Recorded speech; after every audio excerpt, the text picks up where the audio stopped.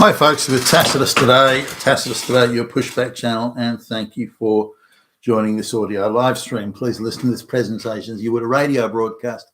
In this essay, I'd like to talk about the runaway budget deficit spending all across the Western world, but particularly in the United States at the moment, given there's been recently with Elon Musk and the Doge guys, has been at least a concerted effort to eliminate waste, rein in the spending, stop wasteful spending, and so on. Now, there have been many billions of dollars that have been saved, but a lot of that is under a cloud because the deep state and the globalists are fighting back viciously via activist judges to try and block, slow down, stymie, limit, or whatever these initiatives at savings. US aid, for example, was a river of slush fund money going out to deep state operatives, and a lot of those people have managed to get judges to put stays or stops or limits on the attempts to save that the Trump administration is doing. Now, I don't think anyone sort of disagrees with the idea of saving, but there's a claim that the deficit spending, if it's on deep state globalist objectives, is not only worthwhile but justified, and any attempt to stop it is illegitimate and therefore must be opposed. So there's that sort of going on as well. But when the Doge thing first kicked off, there was talk of maybe saving $1 trillion, that the waste was somewhere around $1 trillion, or could be up to $1 trillion, and therefore saving that much money on on wasteful projects, and then also considering the tariffs and the revenue that would bring in, and adjusting some of the tax mix and so on would mean that the deficit could be pretty much eradicated. Then increased economic activity would then generate more tax revenue, such as more manufacturing in the United States, more jobs, that type of thing, better paying jobs and the like. And this in turn would create again a quite possibly a surplus, let alone removing most of the deficit. Now those were the sort of the starry-eyed views and positions and suggestions and implications that were coming out, in the earlier stages of the Trump administration. Now, I looked at that with, I wished it well and hoped that it would come about, but I looked at it with skepticism. I thought the political roadblocks will be huge, as indeed they are, that there'll be endless legal harassment and subversion, which there is, and that when people talk tough about cuts and this, but when they look at, they get leaned on by lobby groups and all sorts of things. Oh, well, cut the other programs, but don't cut mine. And I've got personal experience at this at a corporate level, not a government level, where as soon as you start making cuts, no matter how justified, no matter how much everyone is in general agreement with the need for it, they'll still argue that everyone else's stuff should be cut, but not theirs.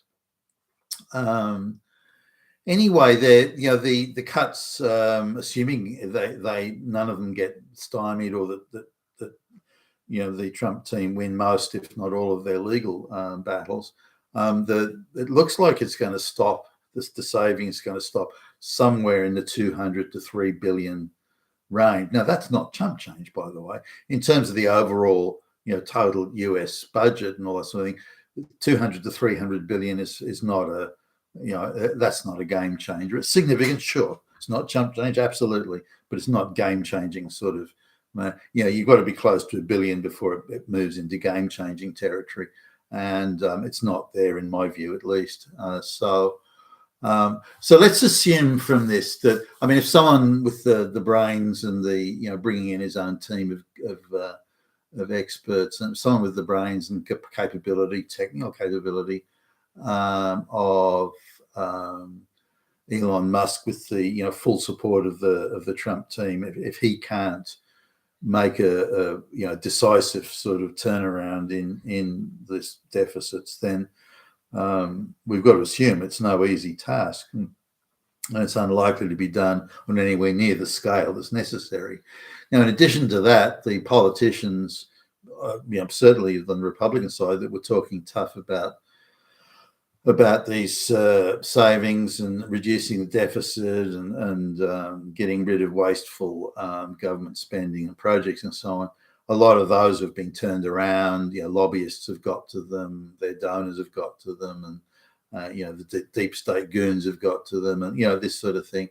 And so the congressional approved cuts and the horse trading going on in the back room, and so that's unlikely to deliver very much. I don't think it'll underwrite even the cuts that have already been made, that are primarily being made by administrative decree and so on.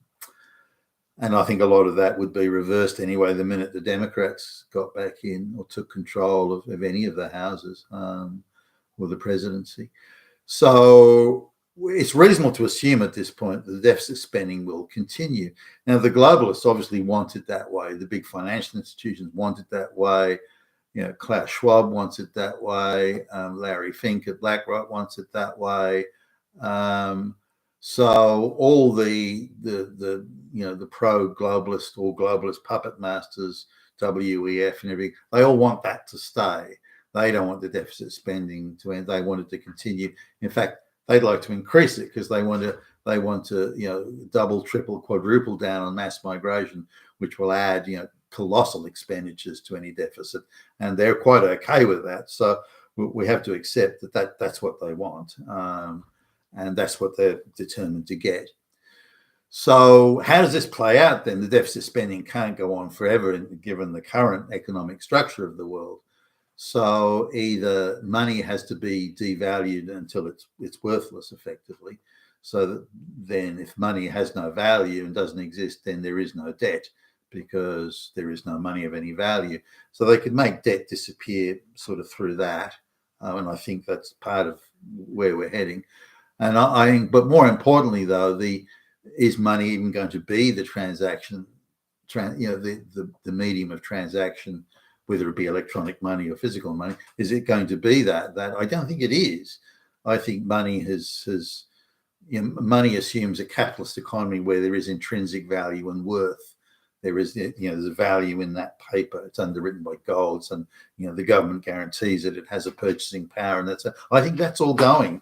I think that was a phase of history that's lost its usefulness. It no longer matters really to the globalists, and I think it's going to return to where value is in your economic utility to the monopolies that will run the world, just about do now, and then it's your labor. So let's go back to the pre-money days, or where money played a very limited role in transactions, and go back to the days of the feudal aristocrats. Now, I'll take England as an example, but or Britain. I think there were about 600 families that owned, all the big estates and all the land. And not that there wasn't patches of common land here and there. There were for the peasants to use, but effectively the land was carved up among 600 families, and they were the aristocrats. They were also simultaneously the politicians, or certainly until the industrial age came along. And the industrial age is when money started to take, and transactions using money took a much bigger role than they had previously. So just looking at the structure of the economy when the aristocrats were running, and everybody who worked, pretty much everybody, I mean there were exceptions, but pretty much everybody, particularly the working classes, were feudal peasants. Now the aristocrat on their their huge estate would give people little sort of one room houses, stone houses, and they would have their own sort of plot of land, usually half an acre or somewhere in that region, and they could have their own crops. They were allowed like a cow, a few chickens, and they could tend their own plot, but they had to give their labour, not their money, but their labour to the aristocrat, to the monopolist. Let's call them monopolist, because that's what we're going to look at. That's how it's turning out in the world today. So they gave their labour to the monopolist. They didn't transact money at all. So say that they would give, for example, 4 or 5 days a week of their labour to the monopolist, the aristocrat that owned the land, and in return for that, they had a house on the aristocrat's land, and again the half acre of land, the cow, the chickens, and so on. And they would toil on the aristocrats' fields and grow the aristocrats' crops and I don't know, fruit orchards or whatever it might be. They would also do things like operate the grinding machine to grind up the grain to make bread. They would take the aristocrats' grain and fruit and vegetables to the market using the aristocrats' horse and cart, and they would drive it in there. And they would do all the chores, if you like, on the estate. They would work in the aristocrat's house, for example, as I don't know, cooks or cleaners or something or other. So that it would be their labour there. So the transactional values in their labour. And where it wasn't labour, it was barter. So the different peasants, feudal peasants working on the estate, who all had their own little one-room house, and with the whole family, and everything was done there. The cooking, the raising of children, the procreation, everything was done in that one-room house, and they would then barter amongst themselves. So peasant A would exchange their eggs for peasant B's bread or something, and these sorts of things. So this would be going on all the time. And if the peasant needed more, like such as say more hay to feed the cow or something like that, then the aristocrat, the monopolist, would demand more labour and say, okay, well, you have to now work 5.5 days a week, or 6 days a week, or 7 days a week, or whatever it might be. But you have to, again, it's a barter system. Now, similarly, the much of the transactions to do with, say, surplus agricultural product would also be by barter. So the aristocrat would give the local blacksmith, for example, 100 loaves of bread in return for shoeing the aristocrats' horses, and so on. So transactions weren't by money. So the value was the labour and the barter. Now the monopolist, the aristocrat, controlled the relative value, because they could just determine a value, saying, well, I'll give you a loaf of bread, but you have to work a whole day for me in the fields, or cleaning the house, or cooking or whatever it might be. So the aristocrat could determine the value of barter for labour, and pretty much barter for product. So, or in this case, food. So they say, all right, then, well, I'll take your 5 eggs, but in return, that's worth half a loaf of bread, and so on. So they got to control all the transactional value within a bartering and exchange, labour exchange system. I think that's where we're going. I think that's the natural outcome, and as it plays out, where money has no value and there is no intrinsic value left in anything material, in the sense of cash or coins, whether it be electronic or not, and that the real value, or the only remaining value after all that other value has been sucked and leached out, the only remaining value will be barter and exchange of labour, for, again, a form of barter in exchange for some sort of somewhere that we will let you have a roof over your head, but you have to do this for us. And so that'll be a return to feudalism. Now, there'll be a small group, as there always was, by the way, even in the feudal teams, there's always a small group that are useful implementers, and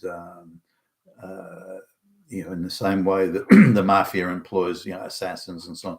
It's the same. There's going to be a bunch of useful people, maybe the public servants, we'll call it, or what are the police or something, that are useful to the elites, to the aristocrats, to the monopolists, and they will exist, but they'll be quite small.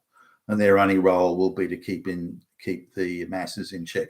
In the same way that if somebody makes a tweet in say Britain complaining about mass migration, they can be thrown in prison arbitrarily without proper due legal process or anything. You disagree with us, we will imprison you. And I think that will be the way that the masses will be kept under control as it plays out over the coming years.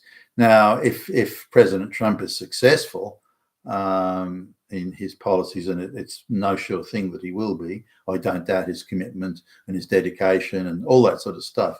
But it's a huge fight, and the entire forces of the globalist cabal are lined up against him, determined to minimize his success or fuck him up entirely. And they are certainly laser focused on that outcome. So President Trump needs to be not only defeat them, but also spread anti-globalization around the world, and he needs to do that with great urgency, in my view. But in the event he doesn't succeed, or maybe he has some minor minimal successes, then I think the end game of this mass deficit spending is that there is no value left in anything. That the only way that these massive debts can be discarded is if money has no value anymore, and then that goes out, and then again we go back to feudal bartering. You've been with Tacitus today, your pushback channel, and thank you for listening.